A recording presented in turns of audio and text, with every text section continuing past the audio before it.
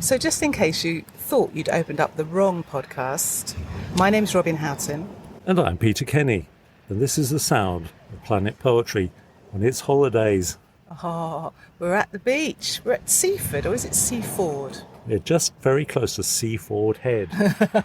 Come on, I never heard anyone call it Seaford Head. The old timers do, apparently. Okay. So we're looking at big, tall chalk cliffs and lots of seabirds wheeling about, squawking, and doing seabirdy things.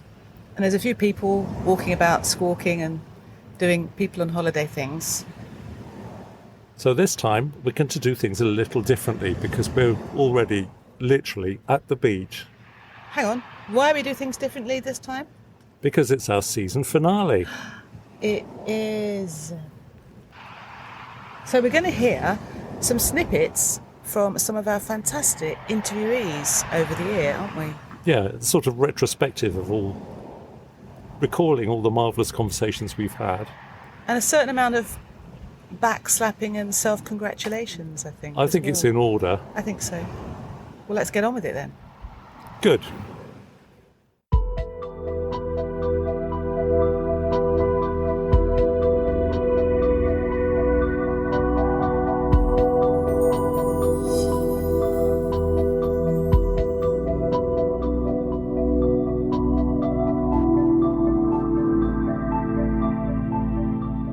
So here we are at the end of the season, and 4 seasons ago, we agreed, didn't we, Peter, that we would not use this podcast to promote our own work. But, Quite right. Oh, yeah, quite right too, yeah.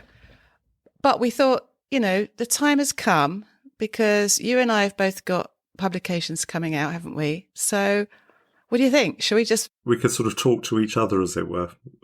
That would be weird. Yeah, almost like a kind of an interview. We did take that sort of solemn vow not to use this as a thing to promote ourselves all the time, because that would be really tiresome and put everyone off. But perhaps it's time to... Just to sort of somehow prove that we do actually write poetry as well as talk about other people's poetry. Yeah. What's been happening in your world in terms of your own writing? And you've got something in the pipeline. Well, I have. I'm not the most prolific of writers, I have to admit. But I was very fortunate last year to have a response from Sharon Black at Pindrop Press saying that she would be happy to publish my first full collection. Yeah. You've published several pamphlets already, haven't you? So that they're like mini collections.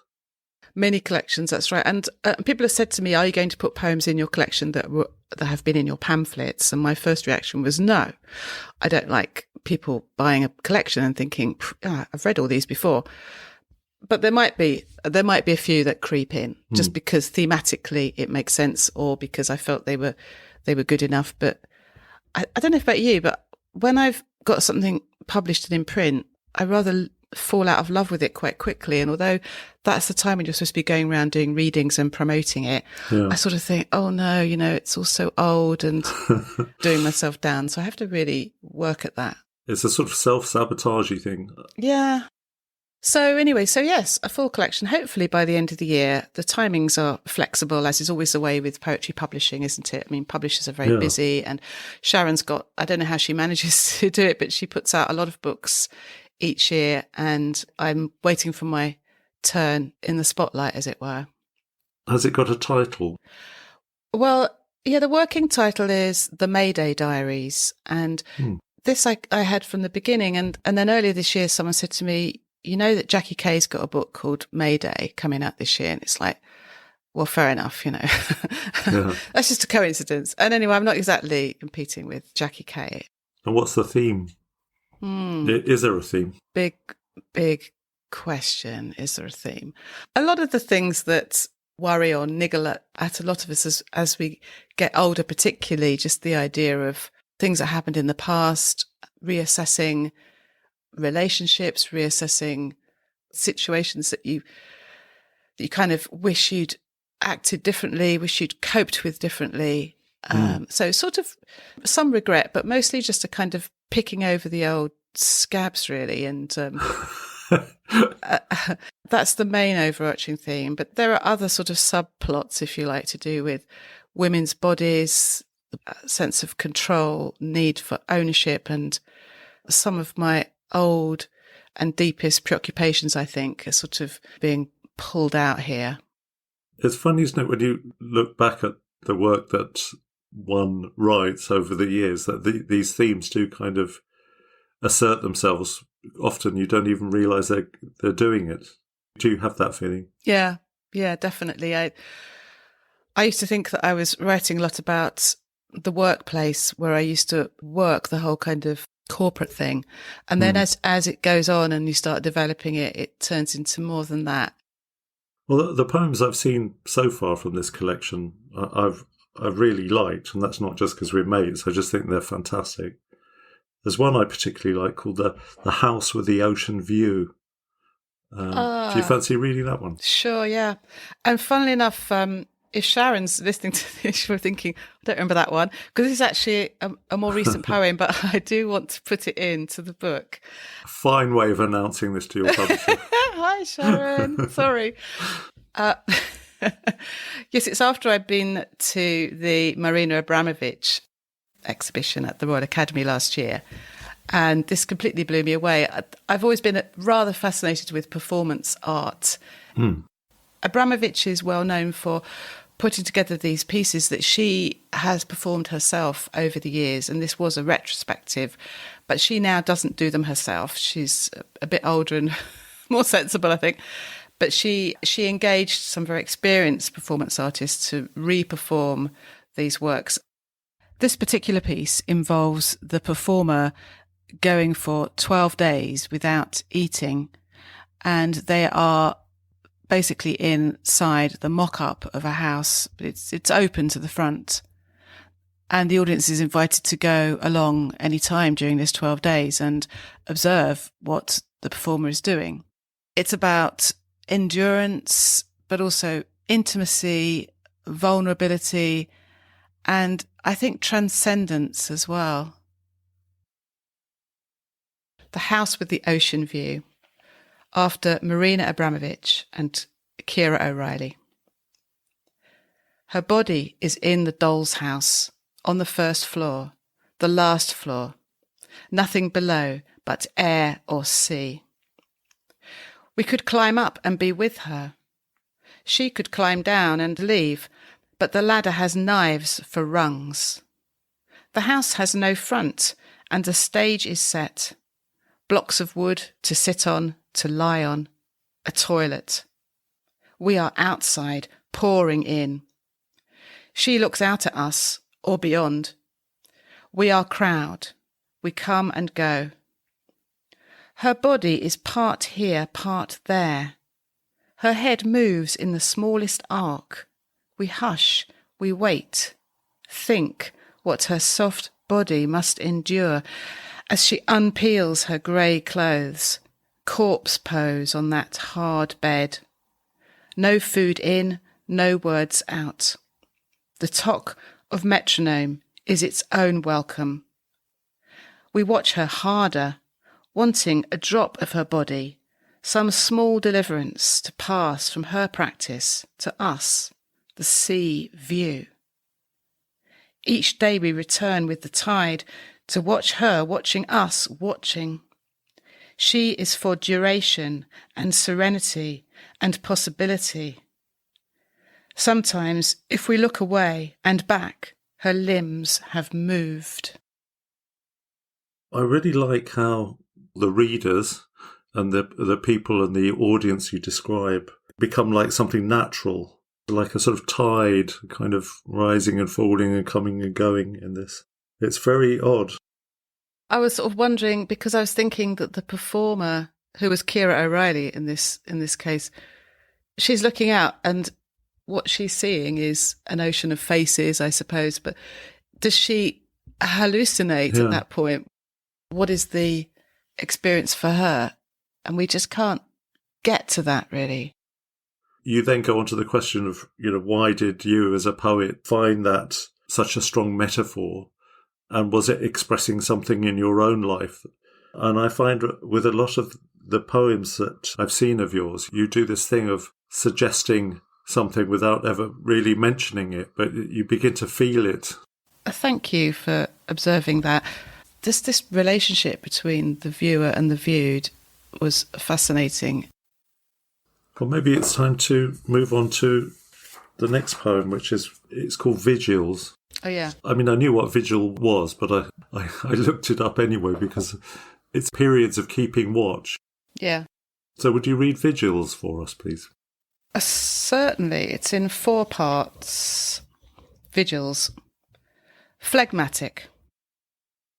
An empty drawer opens, and so it begins, with someone's secret. The bedroom walls tiptoe round me, like it matters. She's sick, don't wake her. They're watching for signs, tapping the barometer. I pick at a finger plaster like I always do, or picture myself in a hotel, crossing the quiet carpet to a turned-down bed, tiny pillow chocolate. It's the smaller details no one notices anymore, like chewing slowly. The bathroom door is always ajar, for everyone's safety. The tiles over and under the sink are shiny as mirrors, they tell me. I only notice the grid of grouting. Whenever I clean my teeth, I'm caught in its net. Choleric.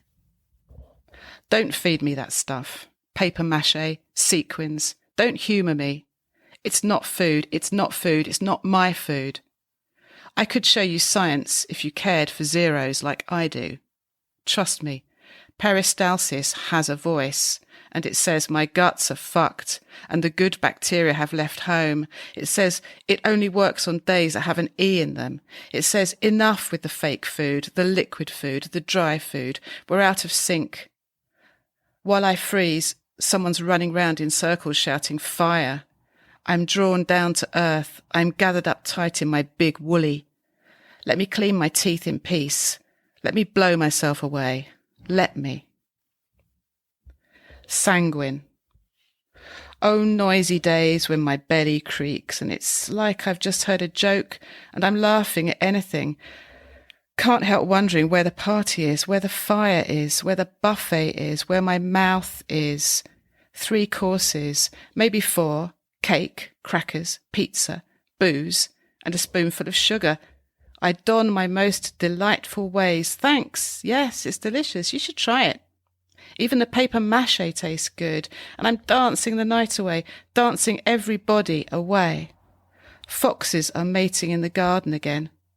A cat is torturing a vole. Oh, noisy days and nights when I'm laughing at nothing and its beautiful zero-shaped emptiness, its hole that defies filling. Melancholic. There's so much still to say. If you loved me, you'd do this for me, or just one more, please. I know all the tricks, and nothing is forgotten. Clear me a space and fill it with my birthdays, bangles, Barbies, broken glasses, promises, all my tomorrows. Keep going, and then let's play that memory game. Trust me, I always win. I can close the door any time. I know it's every part, jamb, horn, rebate, lights. My door and I are on first-name terms, even on days when it's heavier than a sack of stone-cold hearts and harder to break open. I'm tired. Another admission. And still I will not eat. Yeah, I love that. The different moods, the sort of complexity of it. Sanguine, the sort of cheerfulness of that. And that phrase about its beautiful zero-shaped emptiness, a hole that defies filling, and that kind of zero, that nothingness that's kind of waiting in the wings, seems to haunt these pieces as well. What made you choose the humours as a way of getting into this?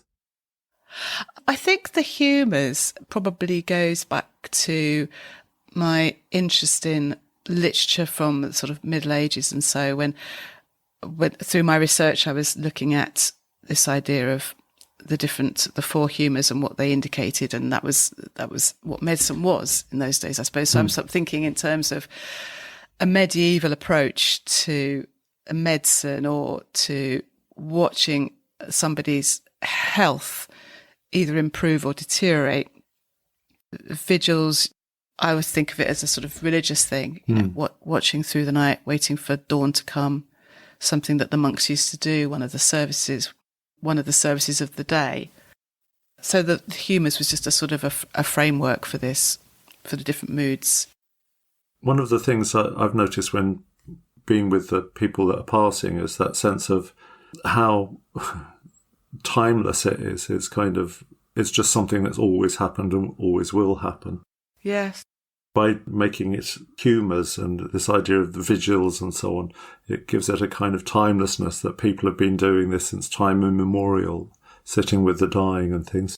Yeah, that's a good point. I hadn't thought about it that way, but you're right. So the last poem from you, Robin, I understand it's in some kind of cheeky poll at the moment in competition. Yeah, it was published on Ink, Sweat and Tears last month. Yeah. So I had a lovely email saying, it's one of our 6 shortlisted poems for Poem of the Month. The way they do it is that there's 4 days or so for people to vote for which one they like the best. So this is coming out on Thursday the 25th, this podcast, and 2 hours after it goes out is the deadline for voting. So never mind if you've missed it. I'll read it, shall I? So this is called I'm Looking Through a Lattice of Magnolia. Not yet ready to blow open its 1,000 furring buds. Every year the same urgency, same innocence. On an anniversary serious enough for champagne and a room with mullioned windows. The view outside is frosted field, scattered sheep as stones, a sketch of lawn, bare border stuck with seed pods, skeletons of trees clawing the orange sky. We reinvent a dream. Let's come back in the summer, next year, every year. Same artlessness, same ignorance. Then in the restaurant, torched with beauty and extravagance, another couple, their bodies arranged in grey-faced quiet, nearly prompt me to comment. But in a few weeks' time, when my sister's body is ash, we'll have gone for good, and the blossom will be out. You smile, as if you know. I just think that's so absolutely gorgeous. Again, it's kind of this viewpoint of looking through a lattice and looking through a window that's, a mullioned window. I just love the word mullioned in there. It's kind of a mixed landscape, the scattered sheep as stones, a sketch of lawn, bare border, but it's stuck with seed pods, and there's this sense of the furring buds of the magnolia. And so it's very contradictory. It looks very bleak, but it has the potential to burst into life. What I like about this also is this idea of, you say, another couple, their bodies arranged in grey-faced quiet, nearly prompt me to comment. And again, that's that sense of the weight of everything that's unsaid, and it's almost like those things you could have said that you were mentioning at the beginning are left unsaid. In a few weeks' time, when my sister's body is ash, we'll have gone for good. It's full of things that can't really be put into words, and it's very sad and lovely. Oh, thank you, Peter. But that's enough about me, I think, because, Peter, you've been writing for many years, haven't you? And in recent years, you've been saying to me about when is my collection going to be taken up? When are my poems going to get in a pamphlet? And really thrilled for you when you said about 6 months ago that you had not 1 but 2 publications coming out this year. I had something that just came out of the blue. Having moved to Seaford, there's quite a thriving arts community, and there was one artist's work. Lorraine and I actually ended up buying a piece of her work, and so we got talking to the artist, and I went for a coffee with her afterwards, Paolo Almond, who only took to painting after she'd retired. She retired at 60, and she'd been a big figure in public health, and she fell in love with colour and water and how they interact, and started painting all these amazing paintings. But she had this sequence of paintings of this little figure in these vast, suggested snowy landscape, and I just ended up, we bought one, and I ended up writing a poem in 4 parts. And I saw a competition on the Poetry Library website, Hedgehog Poetry Press, and they run a series of competitions and basically publish the winners. I got in touch with Paolo and said, do you fancy if I send in that poem in 4 pieces plus 4 of your pieces of work? And very chuffed to win first prize in that. So we got a beautifully produced pamphlet. And it is gorgeous. I've seen it. It is lovely. It is lovely. Yeah, it's got like floral end papers and everything. It's really cool. And what's fabulous about collaboration is that Paolo is constantly having exhibitions, and she's always got some of our little pamphlets on her, and she's selling them by the box load. And how lovely, yeah. And we're giving the money to Mind, the charity, because her paintings were painted during COVID. And it's there's something about the isolation of the little figure and the bravery of it soldiering on in the landscape.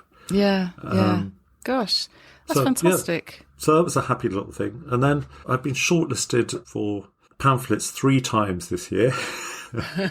Still haven't got the... Do we love a shortlist? So shortlists, they're great. It's just like, well, yeah, but, if you really want to get it rather than just onto the shortlist. I've honestly lost count of how many shortlists I've been on without ever getting it across the line. It's quite... frustrating. It's quite sad. However, I sent a manuscript off to Mariscat Press in Edinburgh, and they decided to produce a sampler, so I'm with 2 other poets, Helen Evans and Marilyn Ricci. I've been mainly thinking about memory and its unreliability, and been writing lots of poems around that, sparked by the fact that I became really fascinated with that border everybody has in their own lives of, the bits that you can remember and there's a kind of blurry bit where you can remember certain amounts of things from being a child. Yeah. And in my own case, that particular time in my life was a bit of a time of crisis. And I've been trying to pick apart whether things were fictional, because the memory makes up stuff. Confabulation, they call it. Yeah. Where you sort of fictionalize your own past. And if any of it was true, there was a house where I was continually locked into the back garden.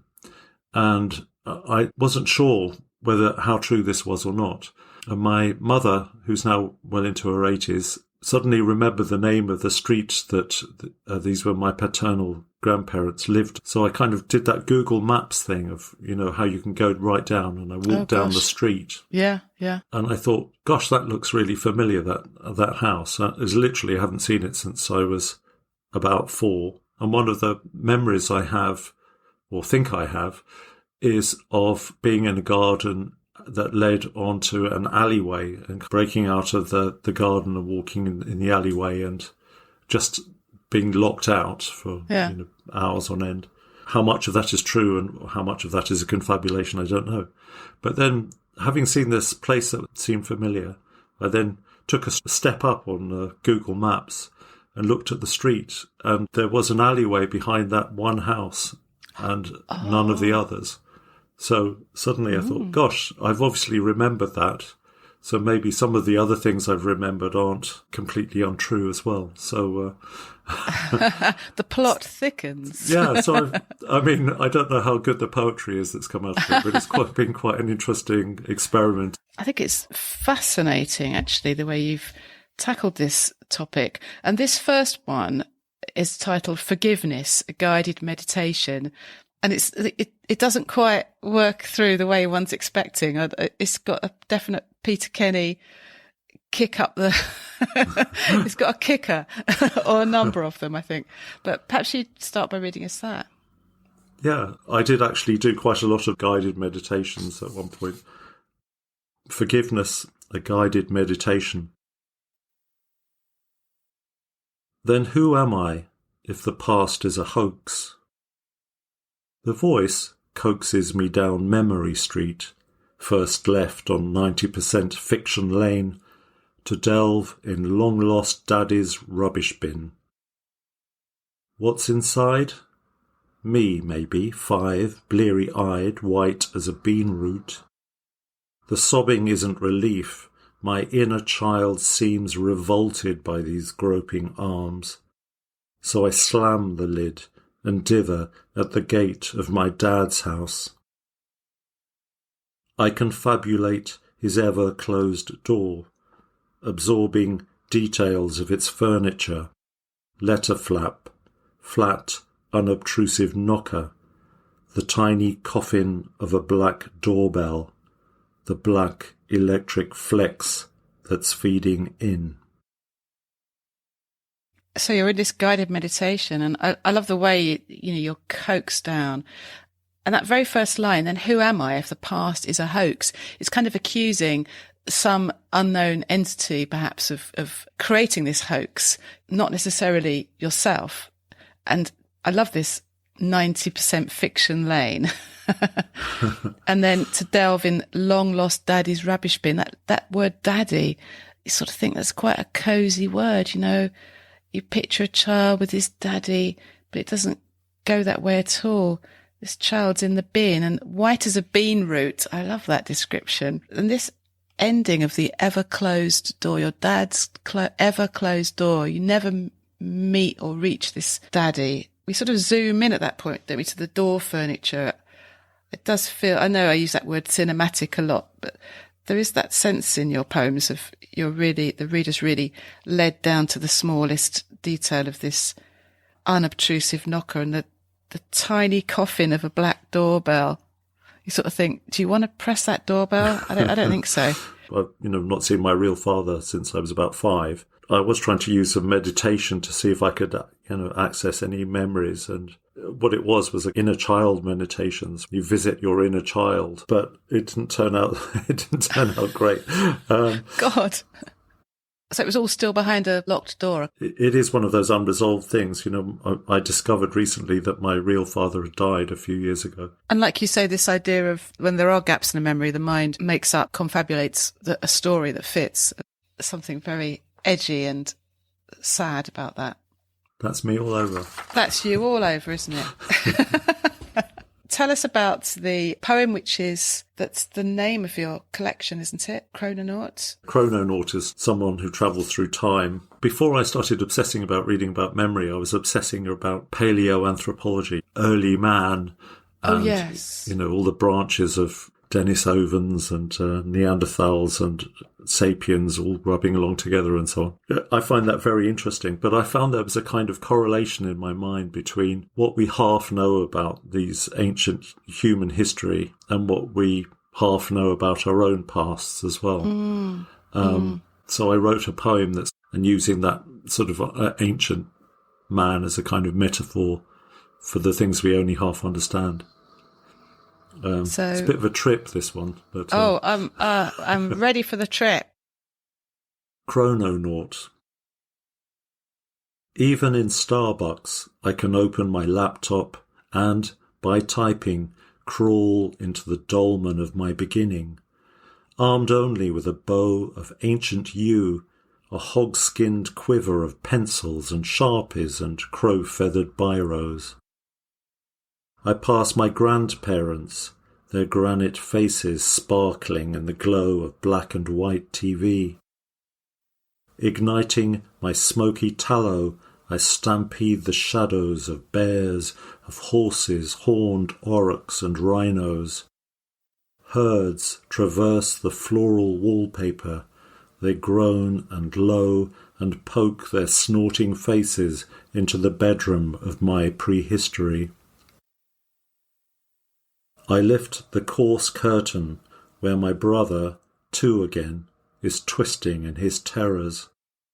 Jawbones crunch on the floor, and I notice how the black under his bed glitters with the teeth of his predators. Still deeper, and there I am, curled dormant, curled in a corner. See how I crayoned the floral wallpaper with bindweed lines, bedside scuff marks, eggless scribble nests. It's here I splay my hand, blow ochre through my fingers, add my fire-flecked stencil to this sunken home. Even in Starbucks, I can open my laptop and, by typing, crawl into the dolmen of my beginning. A chrononaut, panting in the cave, carabiners clipped to memories, my fingers tight gripped to spirals in the stone. Oh, it's great. It's really great. It's so creative. I love the way you've tackled this. And we start by the crawling back, and suddenly we're kind of whooshed forward with igniting my smoky tallow. I stampede shadows. And then we've got all these lovely animals, horned aurochs. Presumably that's some kind of an ancient beast, is it? Long gone. Yeah, sort of like a prototype cattle roaming everywhere. And they're poking their snorting faces into the bedroom of my prehistory. And this horrific kind of nightmare that you see your little brother twisting in his terrors and jawbones crunch on the floor. Oh, I love that detail. And how the black under his bed glitters with the teeth of his predators. Yikes. We were living in Guernsey at the time, which is why there are dolmens in Guernsey, which are kind of these big slabby grave things that you can creep into, some of them. I like the way you return to that at the end, that you repeat the lines about even in Starbucks I can open my laptop, and by typing crawl into the dolmen of my beginning. It's sort of a full circle thing. You sense that you will go back again and repeat the trip, maybe find something different next time.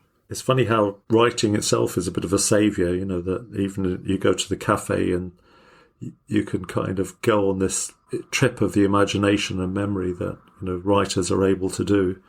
Yeah. And just how amazing and lucky that is, and how magical in a way, really. I'm wondering if you might read one more poem from this group as well, because I think it's a kind of an everyman poem or a meditation where you're talking to yourself. I liked the feel of it. It's got a very different feel and pace to the last one. Talking about the poem called Relic.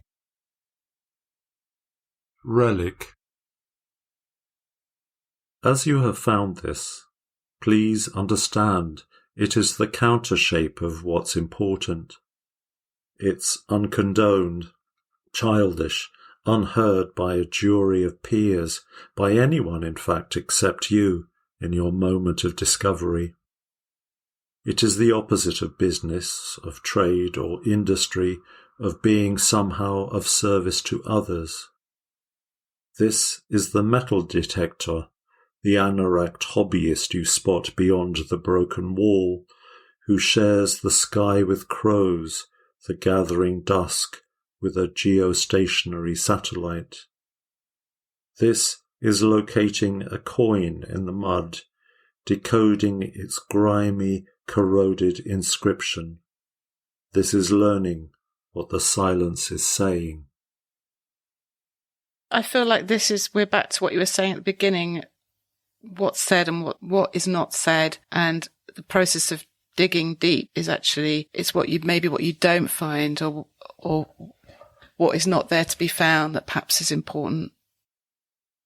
That it only exists when it's read, and the person who's reading it might be the only person in the world that's ever read that poem or whatever. Yeah. Comparing it to a coin that's been found by a mudlark, and as you say, no one's maybe seen it or knows what it is apart from the person who dropped it many years ago. I love the metal detector guy who shares the sky with crows and the gathering dusk with his geostationary satellite.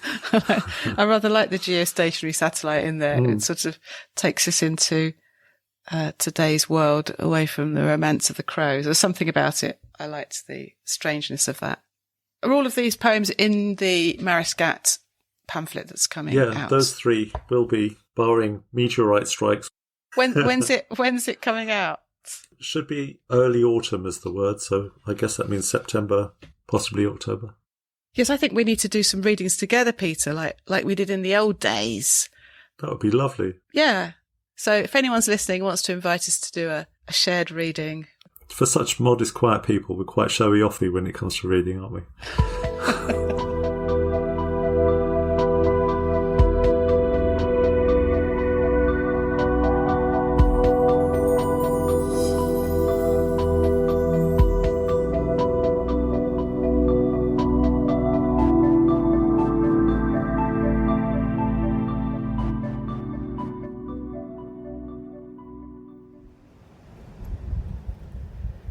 Now, our first interviewee of season 4 was the fabulous Ian Macmillan, wasn't it, Peter? Yeah, he was a great interviewee. In fact, I felt a bit overawed, really, because he's so much more experienced at broadcasting and generally talking fluently than I am. So, but yeah, he revealed, such an intense love of language, and we did get some interesting insights into his personality as well. That sort of pull between, the public Ian and the kind of Ian that just wants to sit around kind of writing poems and being thoughtful and private. And how his success, his kind of encouragement of others is so profound that, people sometimes just poke poems through his letterbox. Let's hear a little snippet of what Ian had to say. I like doing that kind of thing when people turn up. And there's certain names that are quite funny. Yeah. People always say that Keith is a funny name, which it is, but Tony, when you look for hidden words in things, it's got the word tone in it. So you've got the word tone poem. People called Tony are often called Tone, which is great. And then Tony just appears. But then at the end, I said that last line with a kind of menace, because I remember when I wrote it, I thought, sit by the fire, Tony. We're going to set fire to you, man. Poor old Tony, burning Tony. Yeah, I loved all that Tony stuff, how this bloke Tony just kind of appeared in one of his poems. He's very entertaining, isn't he? And a real pro. Of course, he's on the radio, not the proper radio, not podcasting. Yeah. He's a freeman of Barnsley as well, which I thought was really smart. Yeah, he's really rooted in that place, isn't he? A bit like when we think of Jane Clark, who you talked to. I mean, she's very much, reflective of an Irish identity rather than a Barnsley identity. But. Yes, different part of the world, but yes, absolutely. Jane was a wonderful interviewee. I think we should hear a bit from her. So these are all metaphors, presumably, for bridging differences. Yes, well, they're metaphors and they're also real in themselves because, when you speak to anybody along the border, and I think this is the same in borders between countries wherever we encounter them, people try to get over the border and they get all kinds of ingenious ways of doing that. And, obviously there's always smuggling across borders, but there's also people visiting each other and people often going to be with their own people because the border is often divides the natural relationships among people. So the list comes from those are the ways in which people cross the border between, the north and south of Ireland. But yes, it's also metaphoric. And it was interesting to me, a friend of mine, having read the book, said that this poem for them was about how no matter what you've got going on in your life, difficulties in your life, there are ways of finding a way through. Yeah, it was fascinating what Jane had to say about the border, and we also talked about desire paths, this way that sometimes the official path isn't the best one. Yeah, all about how, ways of people finding ways of connecting with one another. Her poems seemed really kind of effortless to me, but had really exciting depth to them. Yeah, beautiful. And actually on that side of the Irish Sea, we also spoke to Sean Hewitt, whose poetry I thought was absolutely beautiful and very much rooted in that Irish literary tradition too. And he had some great insights, didn't he, on his practice, on his craft. He was a very lyrical poet. Let's have a listen to what he had to say. I think it's perhaps more about poetry itself. When I write a poem, which is perhaps what happens to other people as well, is you spend a long time tweaking things and changing things. And ideally, you want the poem to, when it's finished, be read in many ways, and have something, you can turn it and see another side and turn it and see another side. So I think poetry in that way lends itself to empathy. It's a sort of technology of empathy. And you ideally want to make something with a sort of complexity that doesn't reduce itself the more you read it, but actually increases the more you read it. So that idea of, poetry being the technology of empathy, that sort of was like a rocket in my head. I love that idea. And I think he was talking about the form, how that enables, poets to show empathy. He was a real technician, wasn't he? I felt he was on top of his game. Unafraid to be beautiful. I loved it. Unafraid to be beautiful.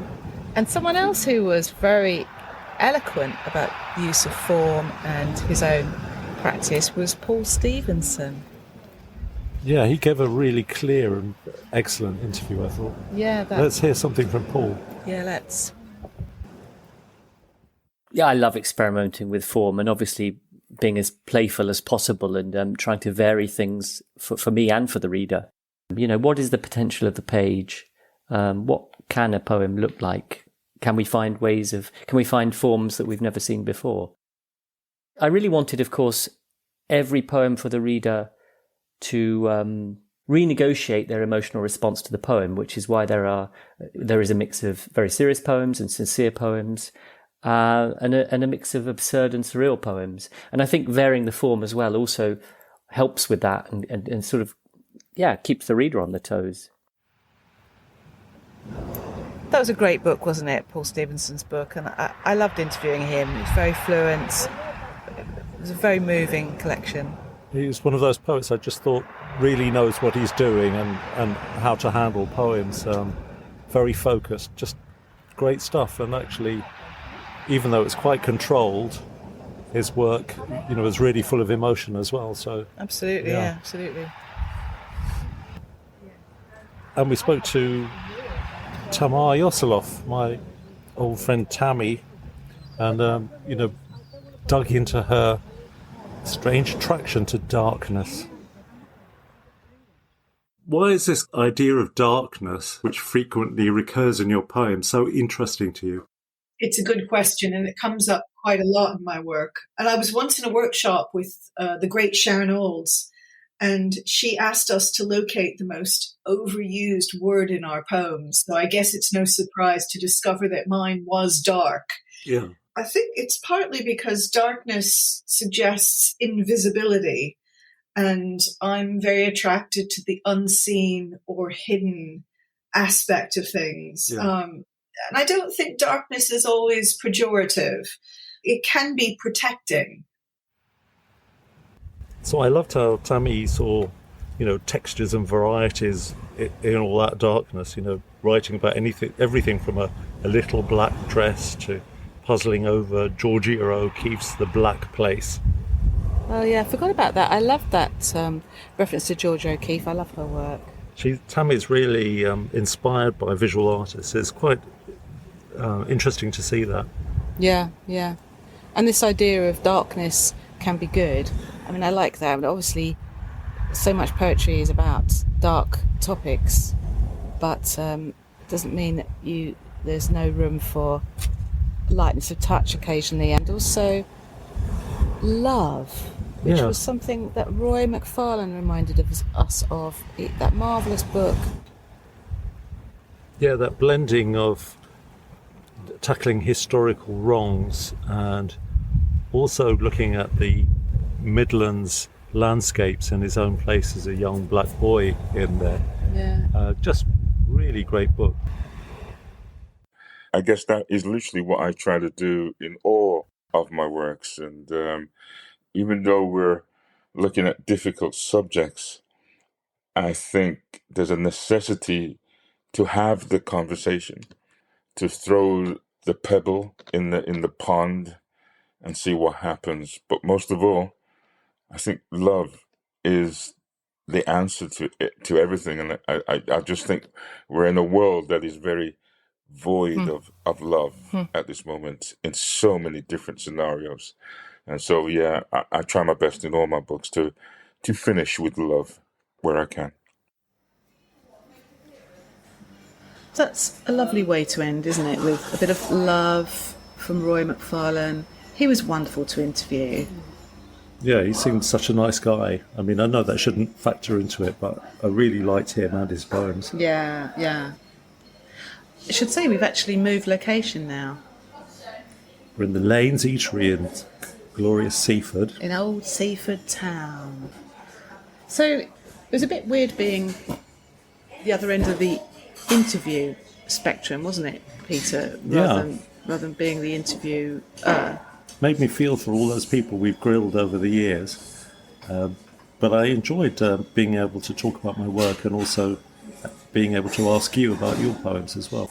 Oh, I didn't catch the name of your publications. Remind us, Peter. So, quickly, a little pamphlet from Hedgehog Poetry Press called Snow that I did with Paolo Armand, the artist. And the Mariscat sampler number 1 is out early autumn. And your collection is from Pindrop, isn't it, Robin? It is. It's called The Mayday Diaries, published by Pindrop Press, and it should be out, I think, the end of this year, or if not, the beginning of 2025. So that's great. So I guess we're wrapping up now, aren't we? So there's a few things to do. First of all, just say a big thank you to our listeners who, our statistics say, keep tuning into us, which is remarkable, and we're very happy about that. Thank you. And also a big thank you to everyone who's made a small donation on buymeacoffee.com/planetpoetry, because we run this out of our own pockets, and so we really appreciate your support. So I think all that's left now is for us to wish you have a beautiful summer, and we're looking forward to seeing you in October. Yeah, when the leaves are falling. See you then. Bye.